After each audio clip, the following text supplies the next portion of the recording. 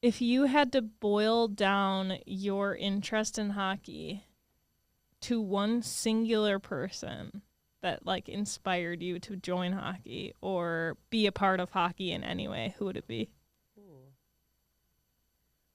I mean, okay, like right away, it's like my dad, or like my dad played in college, so he had my brother on skates, and my brother was like my idol, so I was just gonna do whatever he did. Yep. We lived on a bay off of Lake Minnetonka, so as soon as I could, I just had to do whatever my brother was doing.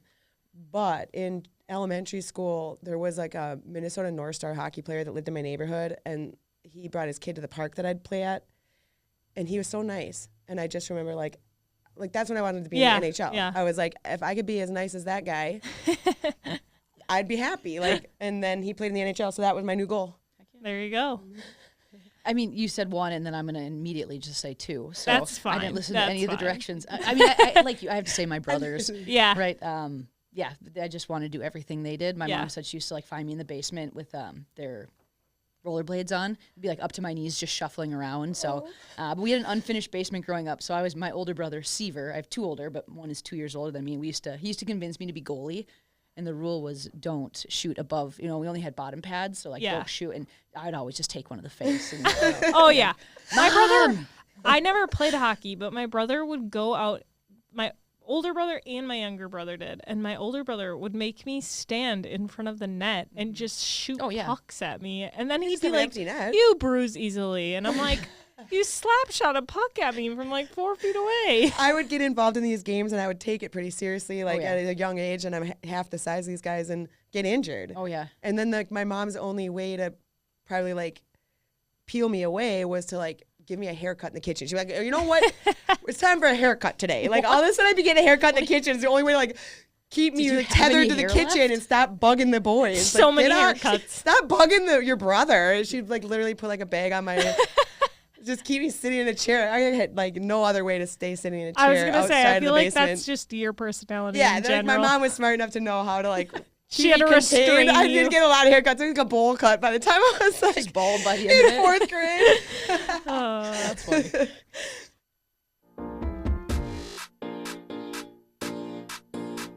Hey, there's no way around. I'm top of the mount. I'm queen of the mountain. My cup running over.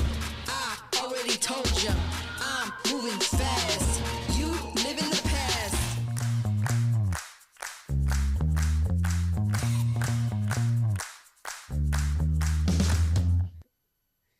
Some of my best elementary school photos are with a bowl cut.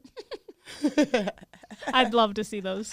I could get you. We're going to have a segment. I didn't have a bowl cut, but I had the classic, bangs right across. Oh, yeah. And my mom would be like, it's picture day, don't get sweaty before. And every time I'd just tail between my legs, come home with sweaty pictures. The worst picture. My bangs like plastered to my forehead. Just my mom was just like, Mom's oh, gonna be, dang it. I'm going to have to do a retake. There's like a TikTok trend where it shows like how your child goes to school and then like what they look like when they come home. They're just like disheveled. That was me at every picture day in youth hockey. Oh my God. Okay, welcome to the Women's Hockey Pod. Our cast looks a little bit different this week. Tony put Peter on work. And we got to stay back and have a bunch of fun. Yeah, I had to just come back from Rochester to go to Rochester again tonight. But we needed somebody to produce the Women's Hockey Pod. We missed you guys last week, and we have a special guest today. So the director of women's hockey from College Hockey Inc., Sadie Lundquist, is joining us. We're super excited. Thank you so much for coming. No, thanks for having me. I appreciate it. And the timing is epic because it is basically like Christmas if you like hockey, because there's so much hockey. We can't even keep track of it all. Oh, I know. I never thought I'd say this, but I'm kind of like, holy cow, I'm overwhelmed with hockey, just with girls' state hockey tournament, and then now boys is happening, and colleges and postseason play. So it's amazing, but I'm getting a little overstimulated. Yeah, it's like so overstimulating. I can't even listen to music. I can't even I'm just in quiet when it's in between hockey hours, 10 p.m. and 8 a.m. There is no stoppage of hockey hours, it seems. So No. It's a good thing. Well, actually, so if you cover women's hockey like we do most of the season, if you wanted to watch women's hockey, all 21 games would be at 2 on Friday. Yeah. So that was kind of nice. You just got it all in at once. Except I'd have 8 games up all the size of 2 inches. I know. So I'm like, wow, I don't have enough screens. maybe I'll just invest in one game and keep track. Well, here's the scores thing. of I others. got kind of good at that because if you wanted to watch the USA men in the Four Nations and some boys high school and some girls high school and some college hockey in the last week or two, you'd had to have 6 screens up. So fortunately, if you're a women's hockey journalist, we already knew how to do that. Yeah, that's awesome. Anyway, so Sadie, I want to talk a lot about like where you came from, what you're doing, why College Hockey Inc. chose you. And I did some research and found out probably the most important tidbit about you is that your family owns Gordy's Hi-Hat in Cloquet. So if you are from the Iron Range or have ever been to the Iron Range or have ever gone through Cloquet, Minnesota, you've seen Gordy's Hi-Hat. You've probably like had to veer around the line in traffic on 35 or whatever, 53. Gordy's Hi-Hat's this like famous diner in Cloquet that has the best malts and the best French fries and the best cheese curds. Yeah. Okay, what was it like growing up at Gordy's Hi-Hat? Honestly, it was the best. So my grandparents opened it in 1960. My grandpa is Gordy, or was, excuse me. So I loved it. Clip that. No. Yeah, right? But it's I don't know if it's everyone's dream, but at one point, I'm working with my brother at the front counter, my dad, my grandma, and my grandpa. So there's 3 generations of Lundquist working. We always joke, my grandma was spicy. We'll call her feisty or spicy.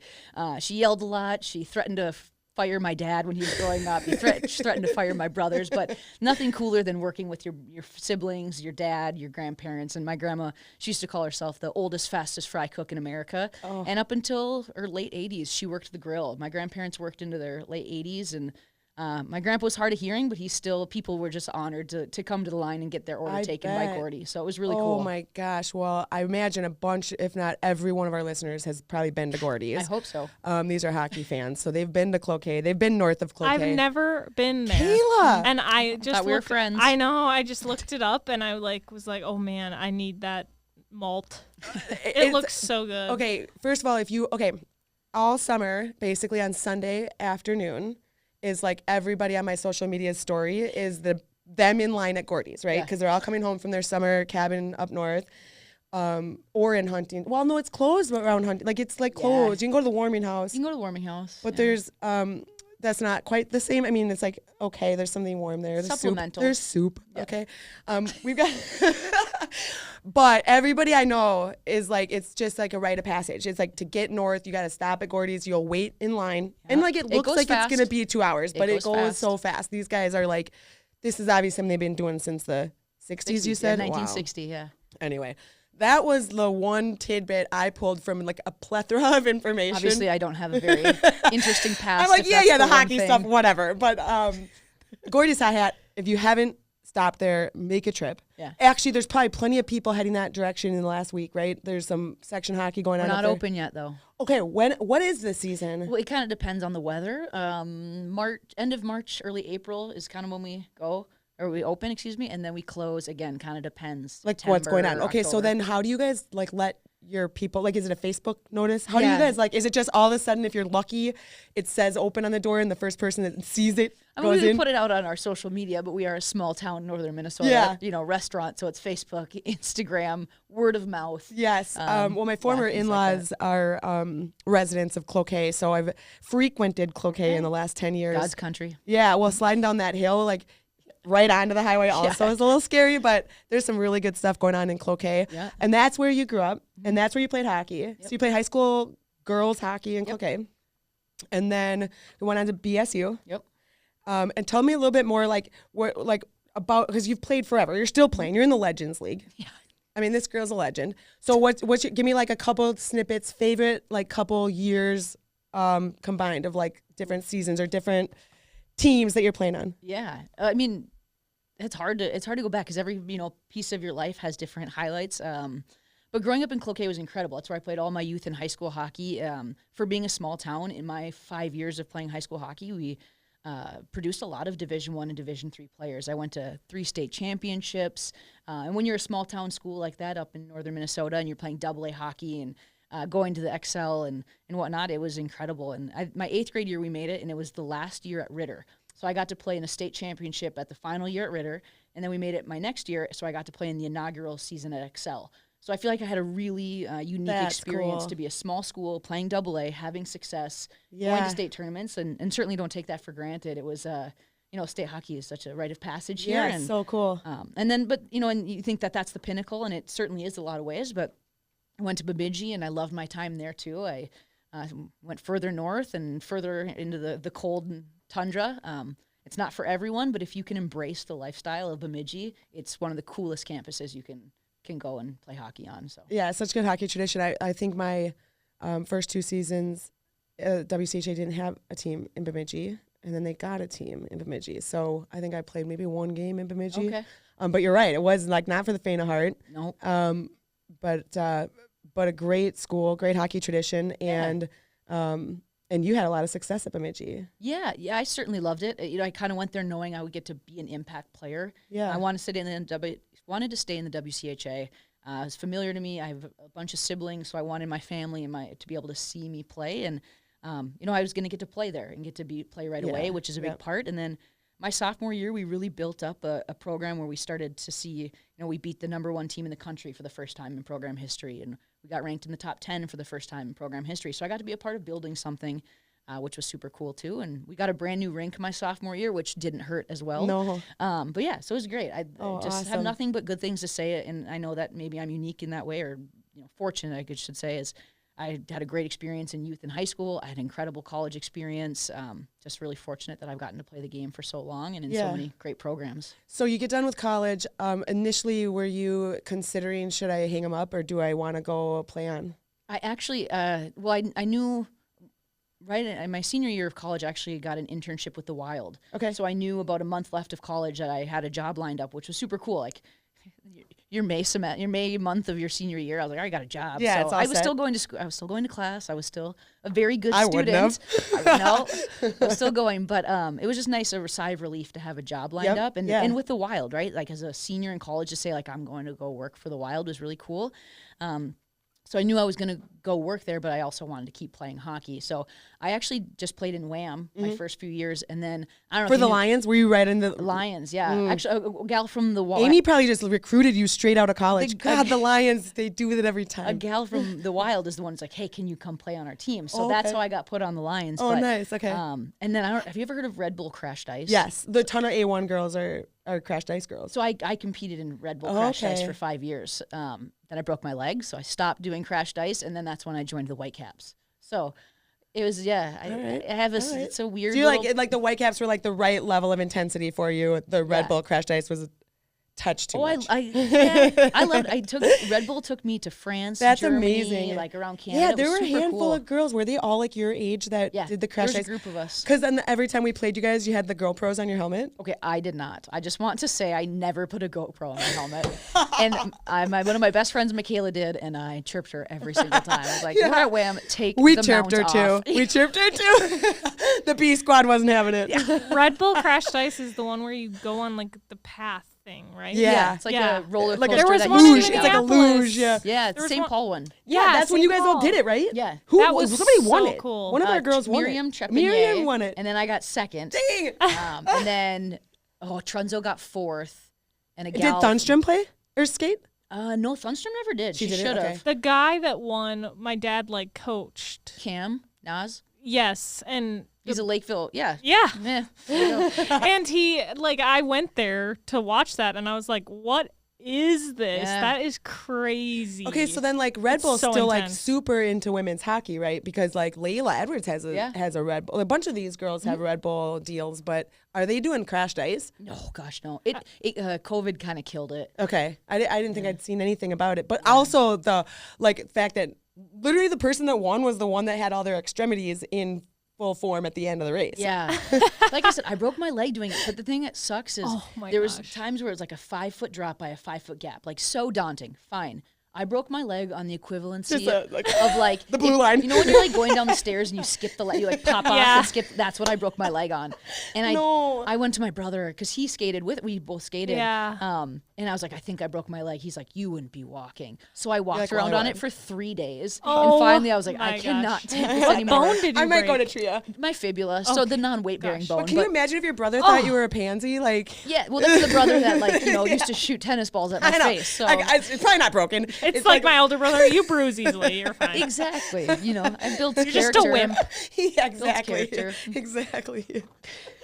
Oh my God. Okay, so Crashed Ice sounds amazing. Yeah, But then back to the Whitecaps. So this is Whitecaps. tangents. is professional women's hockey before the P-Dub. Yes. Long before. I mean, not long before, but long before. I mean, A few years before. Yeah. And, you know, I was working full time for the Wild, so I'm putting in like 10-hour days, leaving the Wild game, going to the office, changing clothes, grabbing my bag, driving to Tria, practicing for an hour and a half, and then getting up and doing the same thing. So I was working like 60-hour weeks plus playing on the Whitecaps. So wow. It certainly was a time in my life that was, you know, a whirlwind and crazy, but I wouldn't have had it any other way. It was Right. so, At the time, I mean, it was such a like honor to be on the Whitecaps. I remember yeah. trying out for the Whitecaps at some point in the early 2000s or something, but it was, I mean, just even though it wasn't like, there wasn't a lot of notoriety, there wasn't a lot of big, huge following at that point, but to be a part of the group, and I mean, you're playing with girls that were crazy and being coached by girls that were just legends. So it's like, yeah. I mean, our first line was Hannah Brandt, Kendall Coyne, and Amy Menke. Yeah. And then, Lee Steckline, Winnie Broat, Yeah. Chelsea Broat, coached by Rhonda. I mean, it was, you know, I'm just like happy to be here. Exactly. Because it's like, it was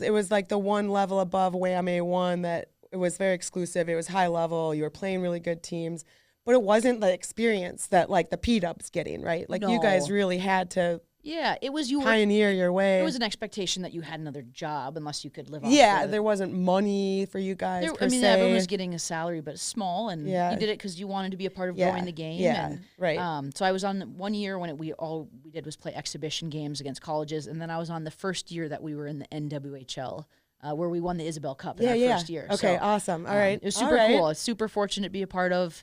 It was a blast. Okay, that's amazing. So, so then how long did you stay there before you go to the Lions? Well, so I played on the Lions this whole time too. Okay, you're playing Whitecaps and Lions. Yeah, just like that's playing not hockey. fair. That is not fair. Like the B squad would like to retroactively appeal, strip the championships away from the Lions. No. The A1 hasn't had a postseason since the year I broke my leg. Well, that was the year I was a part of the scheduling meeting, Funny. and the whole thing got jacked up. That's so funny. Amy Jones was running it. I think by the end of it, she just was looking at me like, how did you mess this up so bad? There was no postseason tournament. It was messed up so bad. And A1 has not had a postseason since. Sorry. Yeah. So the Lions just win by default. They just win every year. No, I'm just kidding. Oh, man, we love beating the Lions. It doesn't happen often. Well, ever since there's, like, you guys changed goaltenders, then it was, like, got a little easier. But I think you guys recruited somebody from college again. And I'm not kidding. One of the gal who was a goalie, and then she was like, I can't play anymore, but I'll still be the team manager. Yeah. She was looking up rosters and seeing seniors and messaging them on Facebook. That's the Amy I keep talking about. Yeah. So, we literally, like, we need young blood, like, start looking at rosters. Yeah, she was the first A1 captain to start thinking that way. Yeah. Things have changed at Wham. The thought process has changed. So some girls, I was like, how'd you end up on this team? And they're like, I got a Facebook message. Somebody came and knocked on my dorm door. Yeah, we're going to have to start doing recruiting rules in Wham, I guess. I know. No, the board's already talking about recruiting for next season. Anyway, well, that's amazing. Thank you for sharing a couple of those highlights of this career that, like, obviously you're still playing. I mean, even in the Legends League, it's fun, but I'm sure it's fun to be able to still get out there and skate. Some of these girls, like, you're watching high school hockey and you're like, I could probably do that. Oh, yeah. Yeah, right. Yeah. Gosh. I love skate. I mean, it's evident, I think. I think it's very clear. You know, like leaving hockey, working in hockey, playing for the Whitecaps, and then still playing. If there's ice time and someone invites me, I'm usually there. I would eat hockey if I could. Like, it's seriously like my favorite. Yeah, exactly. And Legends League's a ton of fun. And, you know, I'm on the ice with these young, you know, they're in mid-20s playing for the Gophers. I'm like, you should be skating circles around me. So let's go. I know. I need you to you guys are soft. These kids some of them are a little soft, right? Like, we're down by one. I'm coaching like, 15s now. Like, get these girls a little bit tougher. I mean,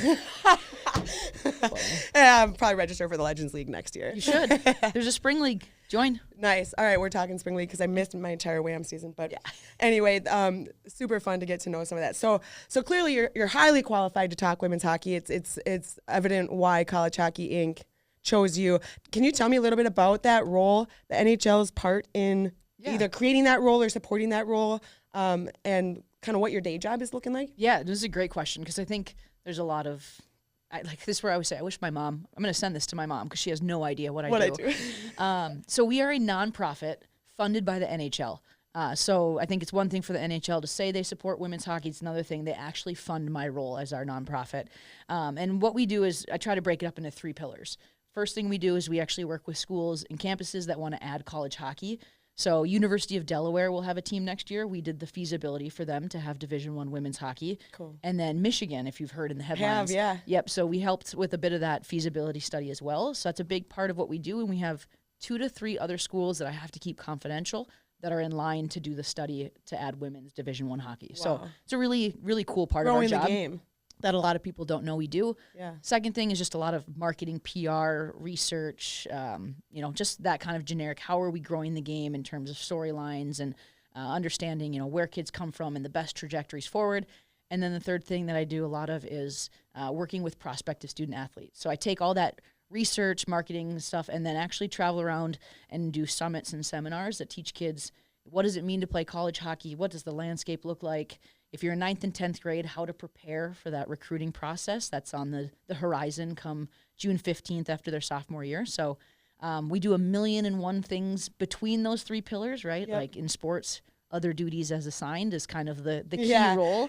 YHH has a little bit of a category of that. Right? Anyone does. And that's the kind of the embrace in women's hockey is like, can you do the other duties assigned? So we work a lot with the PWHL, international hockey, Yep. Just anything that touches NCAA hockey, we kind of have our hands in. We're like the little engine that could behind the scenes. Oh, I love that so much. First of all, quickly, if you're a 9th or 10th grader who'd like to get some resources, where can they go? Where can they start to get some of that information? Yeah, I go to our website. We talk a lot about that process, and ultimately, I always say, just reach out to me.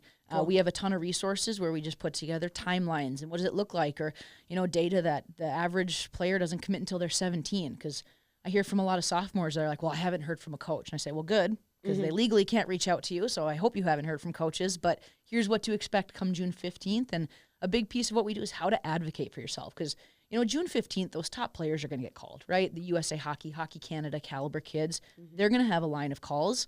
It's that next phase of kids that, will have some interest but maybe don't know what to do. That's where we really try to say how to advocate for yourself and how to make a decision as a student, as an athlete, but most importantly, as a developing young adult. Mm-hmm. Oh, that's so cool. Yeah, because that self-advocacy is going to help not only in hockey, but, your high school teachers and your college professors. It's always going to help even your boss someday when you need some, Absolutely. grace or whatever. So, okay, that's awesome. Mm-hmm. All right. Well, the my favorite piece that I've gotten recently was the piece that was like, how are all the conferences in D1? How are their postseasons tournaments set up? Oh my gosh. That was like a really good, succinct document that I got that really helped me prep for this postseason, which is starting yesterday, really, in D1. And I thought it'd be kind of fun to go through some of the D1 postseason tournaments that are starting. Yeah, Again, like I absolutely. said, yesterday were a couple play-in games for, I think, ECAC or something like that. But yeah, as we look ahead at our content this week, international play is kind of on a lull, right? D3, there's so much to talk about, but I think we're going to pull that aside and we'll put something out D3 postseason related for you guys. But there's just enough D1 that it's like, let's like at least get through and talk through some of what's happening.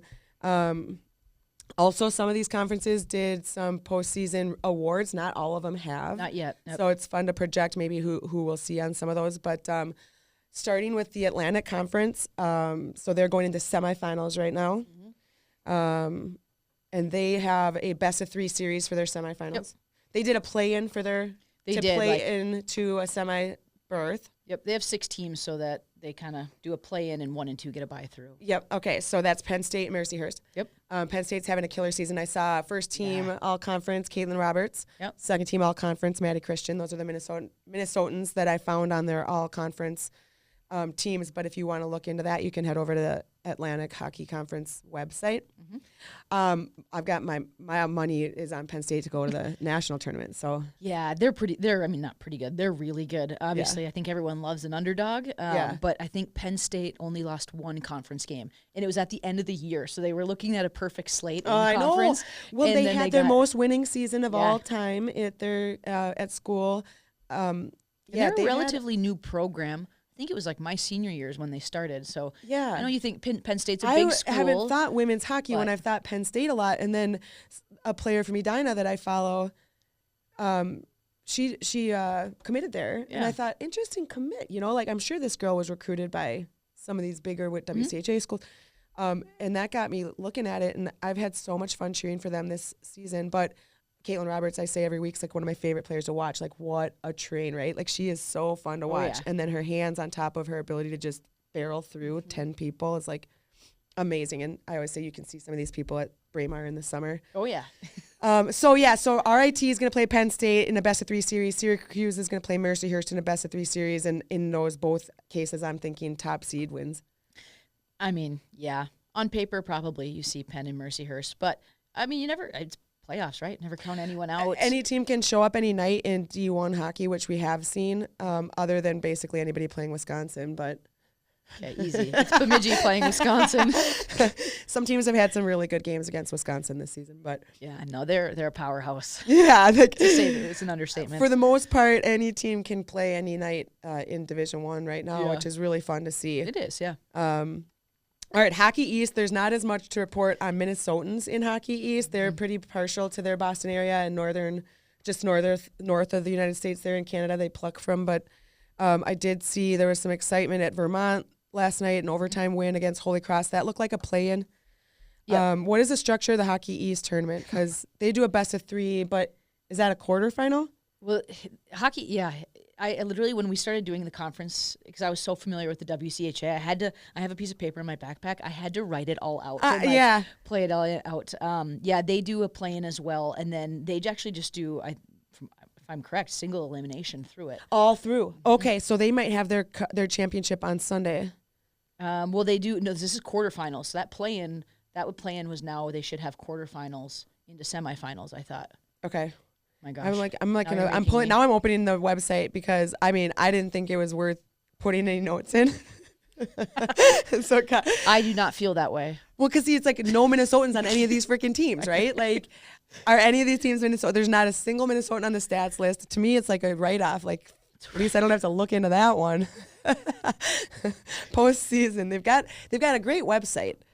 Yeah, so those play-in games were for Saturday, March 1st, Hockey East quarterfinals. Okay, there they are. And then the winners of that will go into Wednesday, March 5th, semifinals, and then those winners will go got it. Okay. All right. Now I see what's going on here. Mm-hmm. And then your Boston University, your non-Minnesotan rostered schools are going to come out of that tournament probably, right? Your Bostons, your Northeastern or...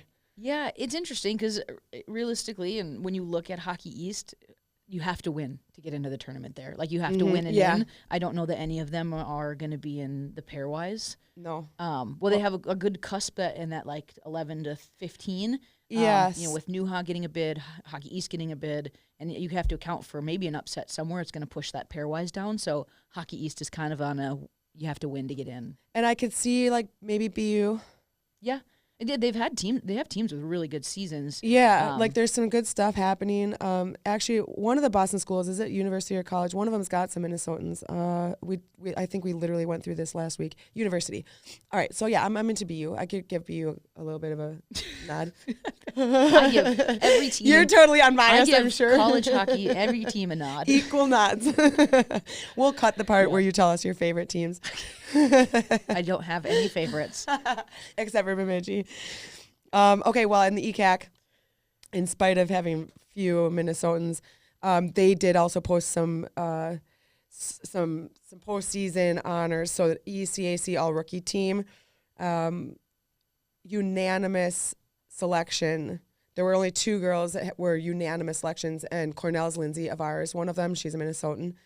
So she had a really killer season, 13 goals in 22 games.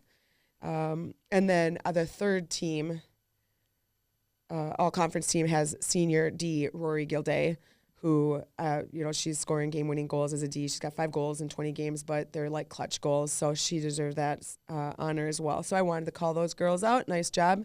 Great season, you guys. And then WCHA.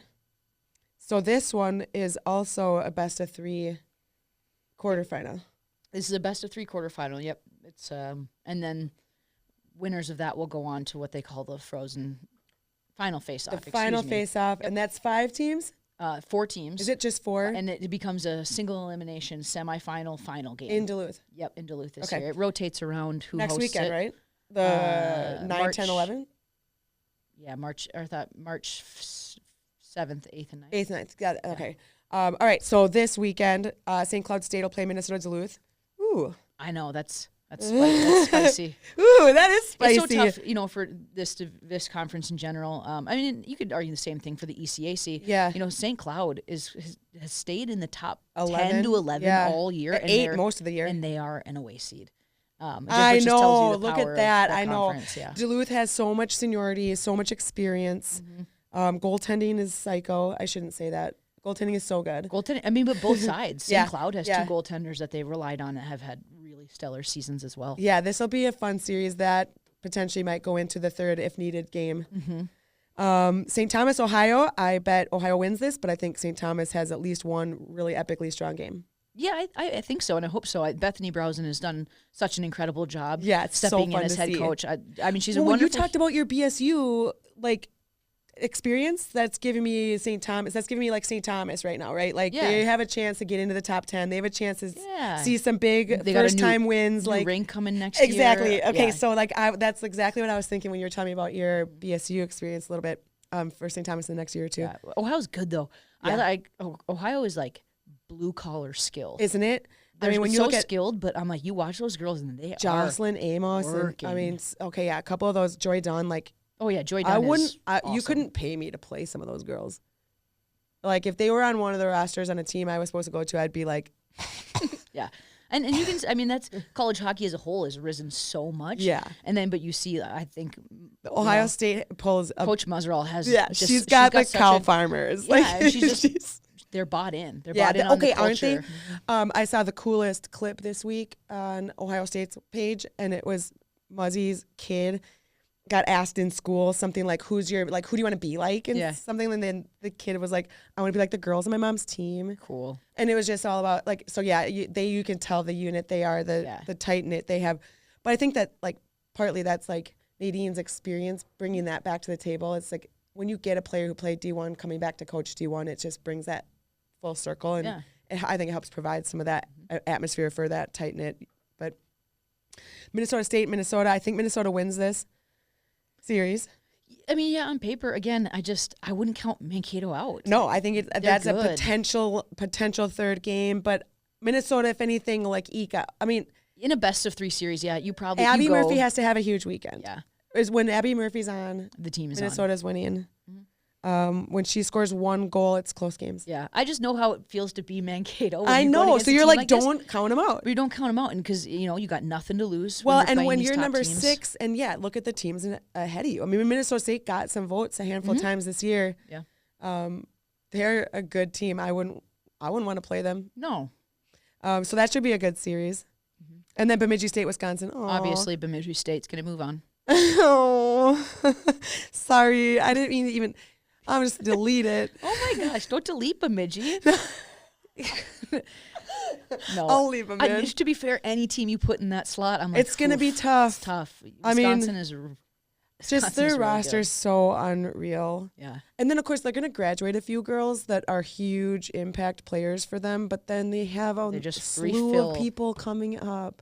They just refill the next reload. No, they're fun to watch. Bemidji, you got They're nothing fun to lose. watch, So you but just honestly, go and, it's I got bored. I mean, I'd rather put on, if it's a Saturday afternoon and 25 games are on at 2, Wisconsin's not the game I'm watching. yeah. So, you know what I mean? Yeah, unless they're playing Ohio State. Ohio That, State and gave like them some there's good a runs. couple of fun games, but again, they had 2 series against Ohio State that were fun to tune into, but there were other big series those same weekends, and so like I said, I'd rather turn on one of these overtime games where St. Thomas is having a huge game, or so Wisconsin again. It's fun to see their box score at the end, oh look who had another 42-point night, Look who scored more goals this season than I did in my career. That's fun. But it's kind of boring. Yeah. They're just the perfect team. I mean, Yeah, they're I good. don't know. But I think I guess the one thing it makes is an incredible story of who can kind of dethrone them. And I say dethrone even though they didn't win it last year, but they've But got that's the thing. everything. They when it comes down to a single elimination tournament at the end of the year, Ohio gets their number. Yeah. That happens They're more often than not. exchanging blows right now in terms of last year last year Ohio State, a rematch of the previous year. You've won it. Wisconsin, I know, and it's same score, heartbreak. 1-0. Yeah. So- So I mean, it's probably what we'll see. Honestly, probably There's what a we'll good there's see. a good chance, yeah. So there's some fun in that rivalry, right? Oh, yeah. I mean, sometimes we say, is it get boring to see the same teams over and over and over? But in this case, some of these girls, it might be the last time we see some of them. I think there's some girls in these teams as well that aren't seniors or aren't fifth years that like could potentially be considering whether they start looking at like draft entry and stuff like that too. So I think for the first season, and you and I talked a little bit too about the draft pool, like it's going to be big. But I don't think women's college hockey has seen a year like this where girls who aren't finishing their season are seriously considering, do I skip hockey? Do I skip college hockey at all? Yeah. When's my time to filter into the P-Dub? And if I miss my time, I might miss my roster spot. Yeah. They have to be quite strategic about when they're going into the draft right now because of the lack of contracts available. Yeah. Yeah, it is tough because the PWHLs have been so successful. It's great, but there's still incredibly limited spots. I mean, really, when you think about it, you have to be in the top 10% in the world to be playing in the PWHL. So there's girls playing for Wisconsin that are top 10, and you got to ask, like, I mean, so it's just, I think there's some more strategery going on. Yeah, they have to be thoughtful in their about heads. it. Well, and yeah, so anyway, I'm interested in seeing what transpires. I'm questioning what Abby Murphy does. I'm questioning what Layla Edwards does. You know, so I'm excited. I'm the director of women's college hockey. Yeah, so I'm not asking for your take. So I'm going to say, in my personal opinion, and maybe professional, is they should stay. Yes. Exhaust your eligibility. Yeah. Just because, you know, as the PWHL develops, there'll be more spots, more opportunities, more money for them as it grows. And right now, when you look at the kids, especially that are at Wisconsin or Ohio, or Wisconsin and the Gophers particularly, the amenities they have, the training, everything is such high caliber that really exhaust that. Get your education, use all of that time and resource as you can, and then when you're ready, when you've exhausted that, then go to the PWHL. Yes. Yeah, you make such a good point. So, I mean, I'll never forget my strength and conditioning coach at Wisconsin, and I built a framework for a love of strength and conditioning that I'll probably never quit. I was watching the Scepters reel where they're doing their hand strength. I don't know if you saw this. No, I haven't. It's like it was like flying around all last week where they were trying to see how strong they were with their grip strength. But in the back, like what I was watching was the background. I'm watching the girls do the Bulgarian split squats or whatever in the background. I was like, do they have a coach? Is somebody, like, who's coaching these girls? I don't know that they had anybody in there training them. I'm going to go ahead and assume that they do. I think have them call me. I'm going to have them call you because I think they're still great. The PWHL has great resources, I think. I know, but does every team have a formal strength and conditioning coach? I think so. Okay, I tried to find it on the website. I actually questioned it. Like I commented on the post. Oh. I wasn't rude. Did you use a smiley face and exclamation points? All caps. But I was like, hey, does Toronto have a strength and conditioning coach? Thinking somebody might be like, yeah, it's Joe Schmo. Crickets. I have to imagine they do. Here, I might forward this video to you. That being said, I still think that if they don't, can we like at least maybe work towards getting them one? Because they are the top 10 best in the world, and you shouldn't be able to think that your Big Ten college like is going to give you better training or anything than what you're going to get at a PW level. I guess my untrained eye would say room for improvement on the split squat form, girls. Oh no, I digress on that. I didn't see the video. I'll send it to you. Please don't. Okay. The WCHA did not post their postseason awards yet. And imagine there will be some familiar names on there, Wisconsin, Minnesota names, and then a handful of hopefully some other like MSU and St. Thomas girls that might be more Minnesotan. Because you don't see a ton of Minnesotans at the U or Wisconsin Certainly that are like not your as many higher. as like Mankato, for example. Yeah, like 20. their leaders. Yeah, the leaders at Mankato and the leaders at St. Thomas and some of these other schools are Minnesotans. And then Mankato has 3 of the top 5 Miss Hockey candidates. Okay, that's the thing. Super like they're cool. recruiting a ton of these girls. That's what I'm so excited about for these schools. Like as you see some of these older girls graduate and retire out of the UMD, for example, the younger talents come into these other schools. Yeah. So like I hope UMD has a great weekend because I don't know what it looks like. I don't know how they come back after graduating 5 or 6 big time ice time players that are older and transition a younger group in. I'm excited to see what they can do. But see, here's the thing too. When I played, Duluth was the reigning champs. So I have like a little bit of it. It's fair. kind of wouldn't care if Duluth next year was not a 500 team. I hope everybody does well. I hope the chocolate chips on their pancakes fall off. I hope everybody has fun. I think you have. I love that you work for a nonprofit. That is so, next time we'll put a different hat on you. A nonprofit that oversees all of college hockey, so has no favorites. We're the rogue pod over at YHH, so I cannot believe your people let you come here. Your people. We're a 4-person. I had to go through 3 nonprofit. channels to get Sadie.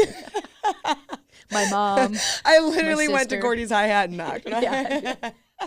Okay. All right. Sharkbait Nuha is one of my favorite segments. That's funny. Because because Nuha does such a nice job of recognizing players each week and each month. So Sammy Bowlby, I haven't seen her name on here this year, but Player of the Week honor roll at Sacred Heart. She's a Savage native. Tira Turner scores again this weekend for St. Anselm, and she's an Andover native. And then our goaltender of the week. We always have representatives in goaltender of the week, which is super fun. This week, Carly Green of Sacred Heart from Minnetonka and Abby Thompson again, who's been goaltender of the month a couple times and goaltender of the week. And then rookie of the week, our resident rookie of the week from Moorhead, Ella Holm. Yeah. So, or honor roll, I should say, because we do differentiate whether they've got full-fledged or honor roll. Oh, okay. Some are here, some are here. Everyone is here to me. I'm getting a T-shirt. Okay, looking at Nuha's postseason. Remind me if you can.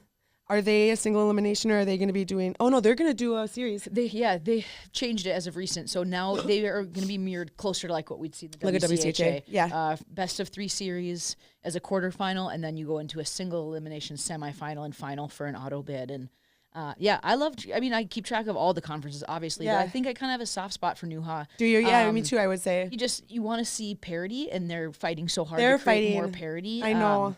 And so, and LIU is their coach, former Badger. Yeah, yep. Kelly Nash is phenomenal. And I just feel like the coaches. They've come up. I mean, they've climbed up. They've fought their way to the top of this conference. It's been fun to see them do that. Yeah, I just feel like, like they have an auto bid in some capacity. It's like that team, if they get lined up against Wisconsin, is going to get smoked. So I know. And that's just the reality of playing Wisconsin as a whole. But I really like what they're doing. They're working hard. Like you said, I see a ton of Minnesota goaltenders here. Goaltenders. Well, a lot of Minnesota players on all these schools. Yeah. 4 to 7, I would say, at each of these schools.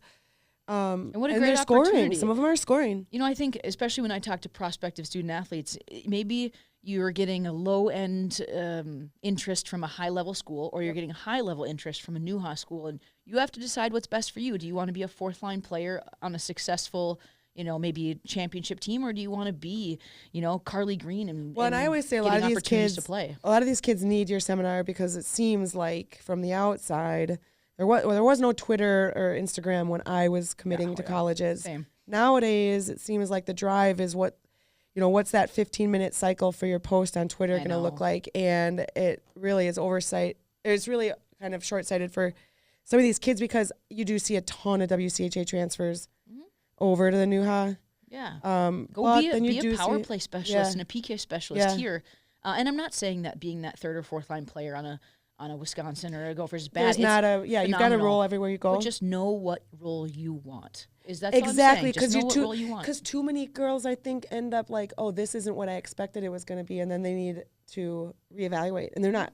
Like, they love their school, they love their friends, they love all these things, but hockey's the part of the mix that's not working, and they quit hockey. Yeah, and we just don't want to see that. Yeah, we want as many people in hockey for as long as possible. Yes. And if being a stud at LIU is better than being a third liner at Quinnipiac, go be the stud. But here's the thing too: LIU. when you look at the top line at LIU or most of these colleges in Nuha, you're not necessarily going to be the stud. The studs are good. The studs are studs. And then maybe it's a second line. Maybe it is even a third line at some of these. I think. Yeah, no discredit towards it. Sometimes the perspective, like I said, a lot of girls could use your conferences. We can talk offline of how I can help with that, because when I was looking at schools 50 years ago, it was like brand new. Title IX was like within a few years prior. Yeah. So, I mean, literally every girl that wanted to play college hockey could sign up for a team. Yeah. Anyway. Sounds like Wham. It was just which team? It's totally different experience. Yeah. And to your point, it's that social media piece, and that's a big part. Is I'm not here to lecture these kids. I'm here to just give them all the resources and information they need.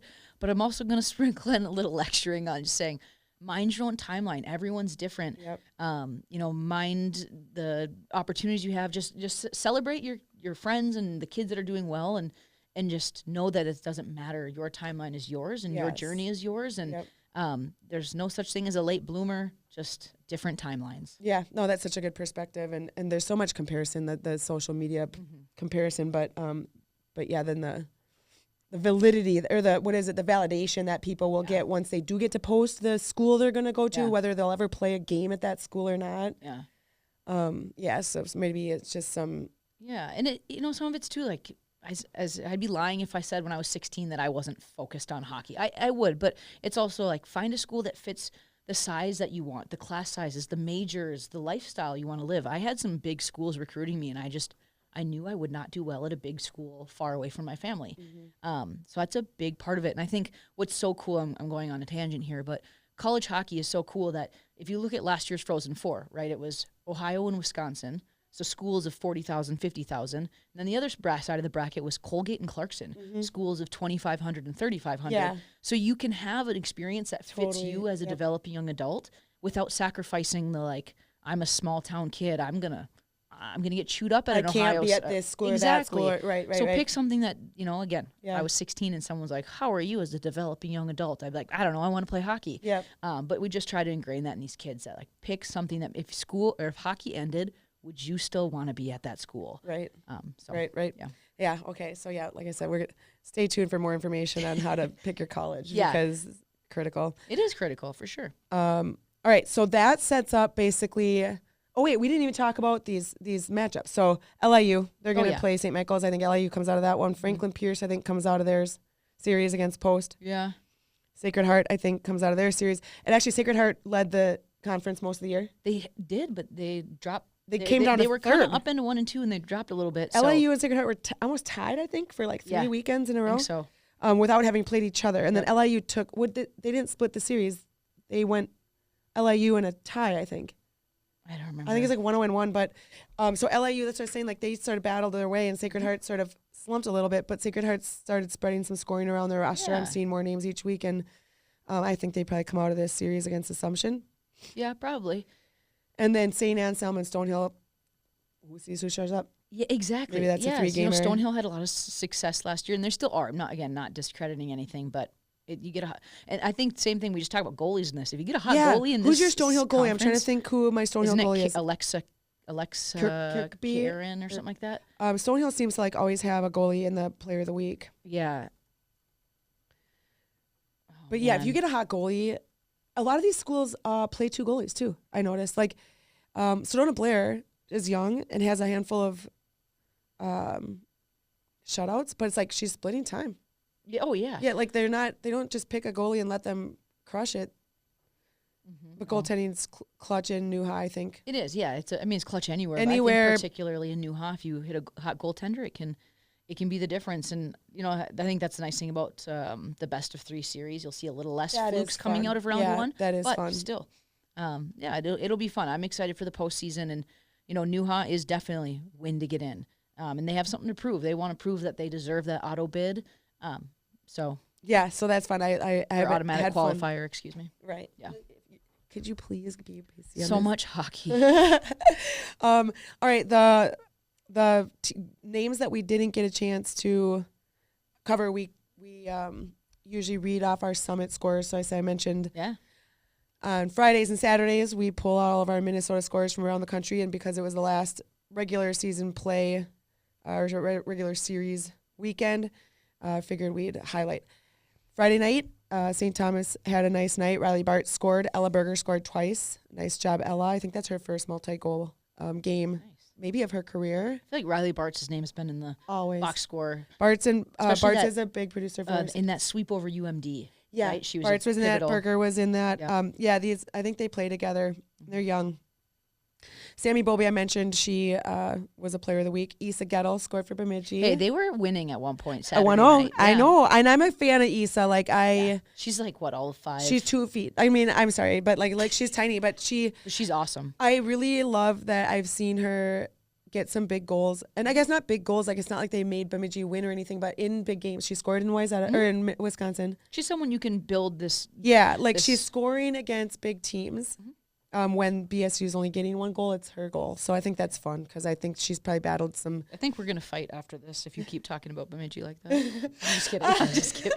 I mean, They I maybe put only the score jersey 1 here. goal, but I put the jersey I here. know, I appreciate that. They battle. Like, I know. it's like when you go watch a game, like I'll click on and it's like, the differential's high, but you go watch and Bemidji's battling. It's a back and forth game. It's like. they're rebuilding right now, and Yeah. Amber Frickland will.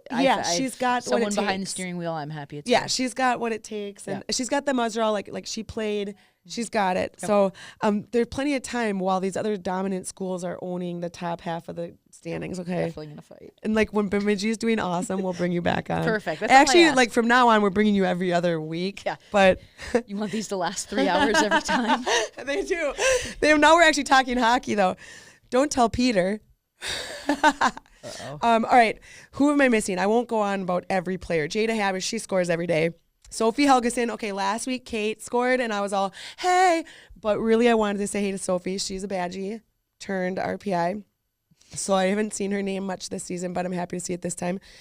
There's Alexi Kirkby. I knew I saw that name at Assumption. She scored. Sydney Langseth scored for MSU. Lauren Maras at Franklin Pierce. Maddie Meshuga, she's a big-time scorer at MSU. And Taylor Atremba, same thing. Bella Shipley at MSU. So big weekend for scoring, a big night for MSU scoring. Claire Vekic also scored, and Cameron Van Batavia scored twice. And the only one on here I didn't mention, Tara Turner, but I noted her earlier. And then Saturday was a slower day for Minnesotans. Probably because it was so nice out. Jada Havish scored again, so both nights. Hannah Halverson, yeah. I never say Minnesotans from Wisconsin that score. Yeah, that's crazy. So I love when Minnesotans score, and then there are a couple Minnesotans from Wisconsin are Edinans, which is where I'm from. So she's also like, well, that about wraps it up. No comment. Hey, I'm from 218. We got our own. Wait, we you're got not our own- unbiased about high school? You're just Yeah. No, I am. But I'm from northern Minnesota. We have our own. We have our own cake eaters up Yeah, there. you don't even care about Edina. You're busy hating Hermantown. All right. Maddie Meshuga scored again, but that's like I said, she scores every time. And Tira Turner scored again, and Claire Vekic scored again. So big weekend for a couple of those girls, but again, slow Saturday. Last weekend for Minnesotans. So let's see what they can all do this weekend. They're all going to have a big weekend, 2 games for sure, maybe 3 when needed. And it's always fun to see what transpires. So This is when it all matters, right? Like this is it. Like Yeah. we all season we talk about all sorts of stuff that barely matters. yeah. And then here it comes. But that's what's fun. That's what's so fun about a hockey season. Like it just doesn't, like, whoever shows up any night can win. It's about building habits that will put you in the right standing at the right time to perform a 2 or 3 day weekend. Yeah. And if you can build up all year to that, Yeah. you can turn your season from whatever it was to a championship winning season, and that is exciting. Yeah. Oh, absolutely. It's one of my favorite things about hockey, right? Or sports in general.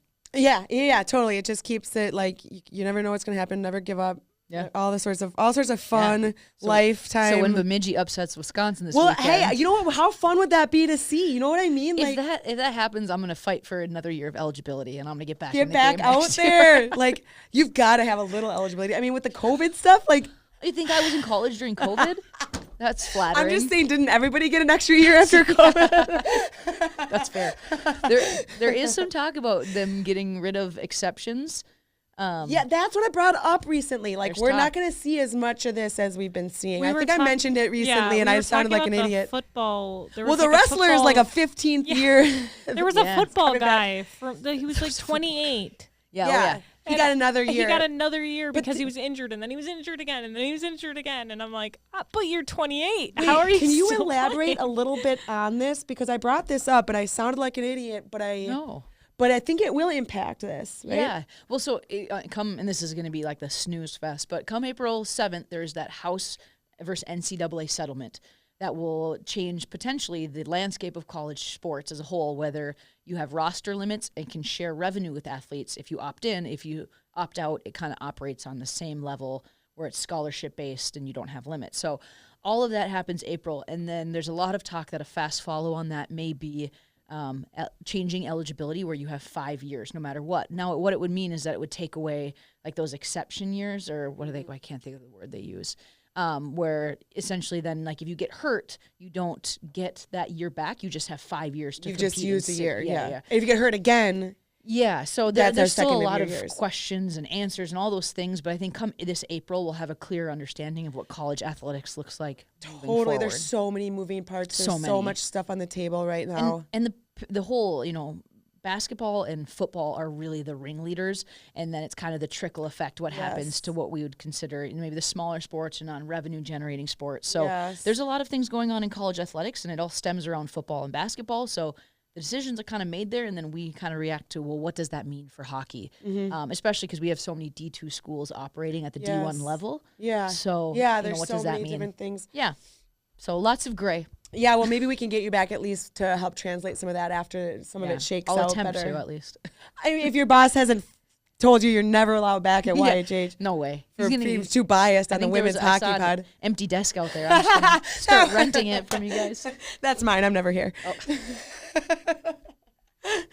Oh. Well, actually, all weekend we'll be covering region youth hockey, which is exhilarating and also overstimulating. I think there's 296 games, so feel free to come by. Yeah. I'm just going to be bringing treats. I'm not going to participate in the crazy making. Okay. I'm coaching a youth team. I'm going to I was going to go to 15. Someone's going to 15B to cover you. So Oh, nice. Oh, she's got a 15B team. This is my in life. it. I Yeah. love it. I wear a white knit hat for my U15 state tournament back in 2003. Oh, I love that. And even like my wife is like, get rid of that hat. But it You're is like, why would I it is do that? perfectly molded to my head. Yeah, this is my because hat. I've worn it since I was 12 years old. I love that. Where is it? I It's know. too nice it's out. hot. It was hot out today. I was windows down Yeah. on the way here. It's I know it is nice out. like 40 degrees. Oh my God. Well, I will, on that note, we should all get out and enjoy it. I know you guys both have, well, you said you got the night off. What are you going to do 40 degrees all night? Oh yeah, and there's no. Well, I'll probably watch Rockridge Andover game Okay. because that's Andover up in the 218 section. I'm sure Yep, they yep, don't yep. love that. But other than that, I got a lot of sticks in my yard.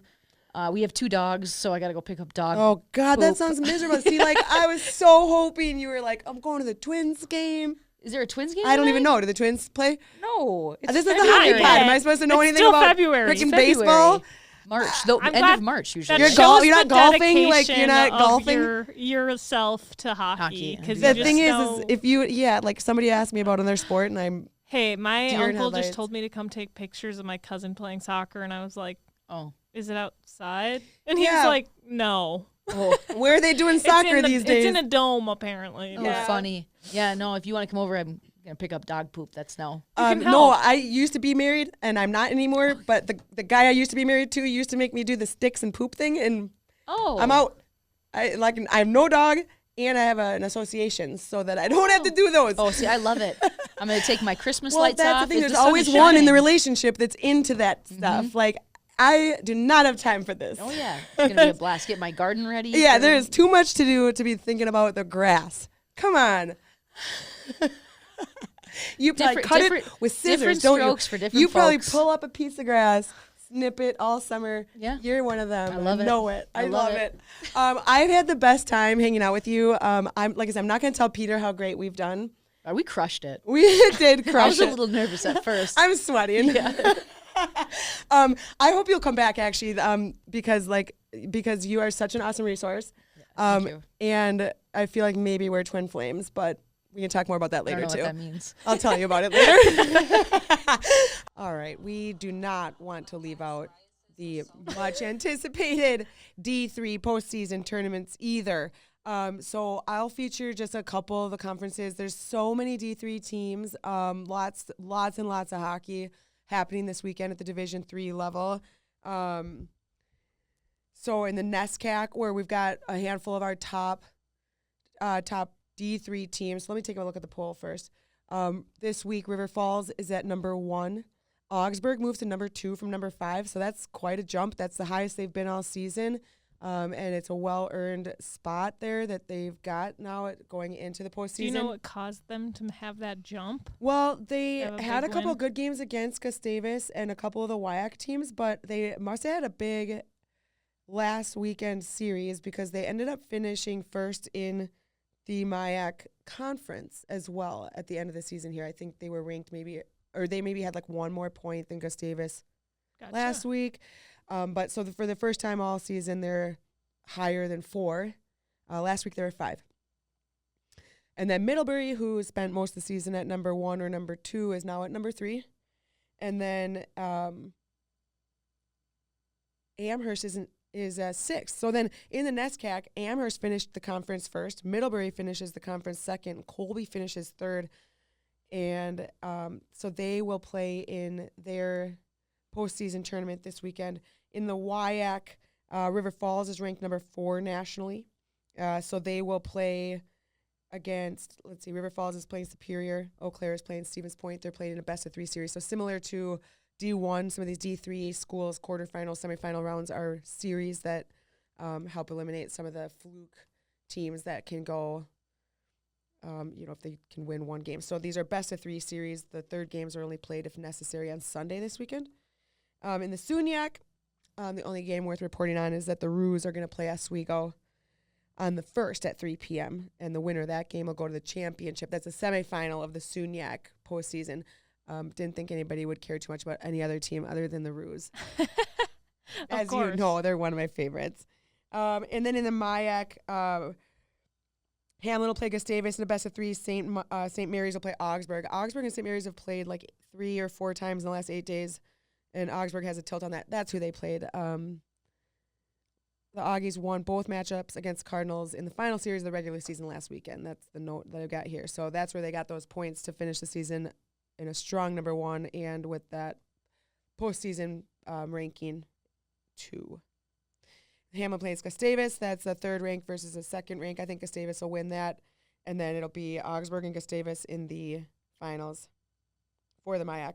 And then I pulled a couple of postseason stats because the same couple Minnesotans are leading the scoring for the MIAC, or even for Division III, I should say, for the national statistics leaders. We've seen a couple of the same names, but I thought it'd be fun to highlight last 28 days. The leading Minnesotans in points, Lexi Bomfy from St. Norbert has scored 15 points in the last 28 days. Thought that was notable. She's a transfer from St. Michael's. I think that's a D1 school in the NUHA. And so she's playing again in that WIAC St. Norbert. Lily Mortensen, she has pulled herself into the 2nd placed for points in the nation. So she's had quite a 2025. So she's scored 14 points in the last 28 days for Gustavus. And those have been big games, and Gustavus is continuing to see. I think they've bobbled from like 2nd down, and now they're going to be competitive again here going into the postseason tournament. And then Courtney Lysing also scored 14 points in the last 28 days, and she is playing for Stevens Point, Wisconsin Stevens Point at WIAC, in the WIAC conference. So those 3 players are the highest 3-point makers in the last 28 days for Division III for the nation. I thought those were notable, and congratulations, you guys. This is the time of year to be hot. Keep it up. See what you guys can do this weekend to help contribute to your team's postseason attempts here. We'll know more about what the final 4 teams in D3 will look like on Monday next week. So when we come back next week, we'll have a better look at the preview for the D3 National Tournament, which will be played for a 2nd consecutive year in River Falls. And actually, before we recorded with Sadie, she told me she was at that game last year, that in Hunt Arena in River Falls. And River Falls played in that game, which we could expect another potential River Falls matchup at River Falls this year based on their ranking and their matchup this weekend. But she said the atmosphere was electric. She said it was amazing. Line was out the door. Yeah, she said she had to pinch herself practically to remind her that this was Division III women's hockey. And so the championship semifinals and championship are March 28th and March 30th. So is that's okay. So that's this next month. Yep. So it's in about a month from now. So okay. So your take tickets. take a look at your calendar, book that weekend, book that 30th, and get yourself to River Falls, like 42 minutes. The from the cities. 21st and the 23rd are at Ritter, and that's D1 too. So Okay, so lots of college hockey. That's also nearby. Both are nearby. River Falls is not that far away. River Falls is really close, and I think there's like some super fun like pre-game places to hang out there, safety meeting type spots. Don't expect to see me though, because I'll be in Tampa, Florida, playing in my women's over 40 league tournament. I know you've been like dying to go to the beach lately. You know, I talk about it all the time. So I excited? combined the hockey because I always do a spring hockey tournament. There you go. The spring trip. So this is the same week as my birthday. Oh my god. Pile it all up. There you go. I'm like super efficient. Like people think that I don't know what's going on most of the time, but actually, you're stacking all the odds in your favor. All part of the plan.